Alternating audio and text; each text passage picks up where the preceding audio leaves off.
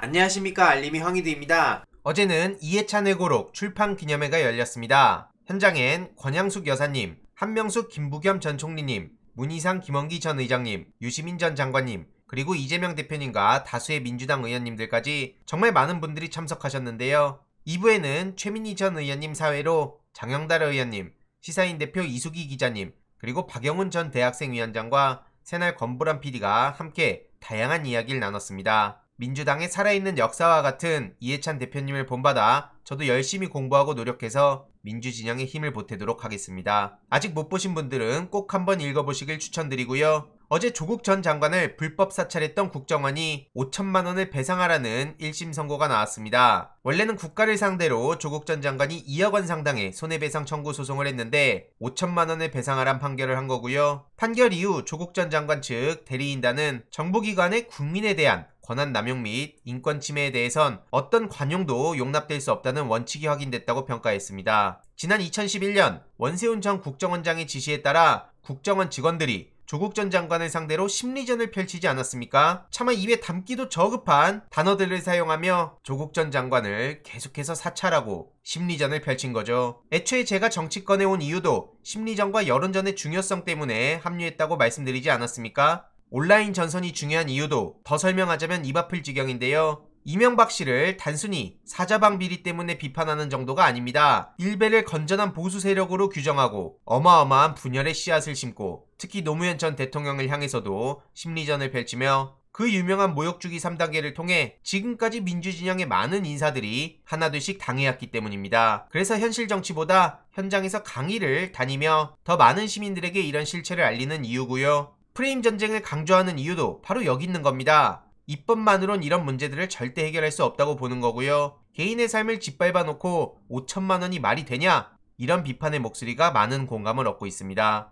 윤석열 대통령과 그 주변인들도 같은 잣대로 법의 심판을 받아야 된다는 목소리도 나오고 있고요. 윤석열 대통령은 단순한 무능, 무책임, 무식 이런 차원에서 문제 제기하는 것만은 아닙니다. 이러다 대한민국이 진짜 망하면 어떡하나 하는 국민들의 불안이 계속해서 커져가고 있는데요.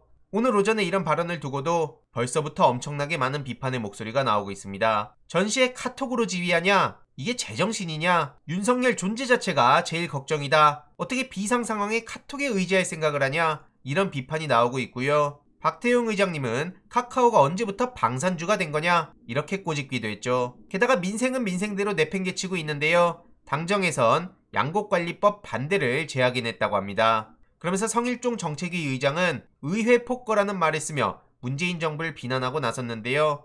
참 답도 없다는 생각이 듭니다. TK, 안보, 문재인 이재명 때리기 이것만 계속 거듭하니까 이젠 이게 먹히겠습니까? 당연히 민심은 싸늘할 수밖에 없는데요. 최근 윤석열 대통령이 경로를 했다는 얘기가 전해졌죠. 국민의힘 내부에 윤석열의 사람들을 심어야 되는데 그게 안 돼서 여러모로 불만족스럽다. 이런 얘기를 전해 들었다고 김준일 기자가 밝혔습니다. 당내 문제에 개입 안 한다며요. 매번 저렇게 앞뒤 다른 얘기만 하고 있는 겁니다. 여전히 문제의 본질은 제대로 찾지도 못한 것 같은데요. 뉴미디어 비서관을 바꾼다고 합니다. 일각에선 경질성 교체란 얘기도 나오고 있는데 지금 상황이 단순한 홍보의 문제입니까? 최근 분노한 대학생들은 윤석열 퇴진에 서명운동을 받기 시작했고요. 최근 서울대에선 윤석열 탄핵 대자보가 붙었다고 말씀드렸는데 또 다른 서울대생도 대자보를 붙였다는 소식이 전해졌습니다. 지난 15일 서울대 자연과학대학 학생 명의의 대자보가 붙었다는 건데요. 이로써 윤석열 탄핵 요구 릴레이 대자보가 시작된 거 아니냐 이런 반응도 나오고 있습니다. 대통령실 이전 및 입찰 문제를 비롯해서 펠로시 패싱, 폭우 부실 대응, 비속어 논란,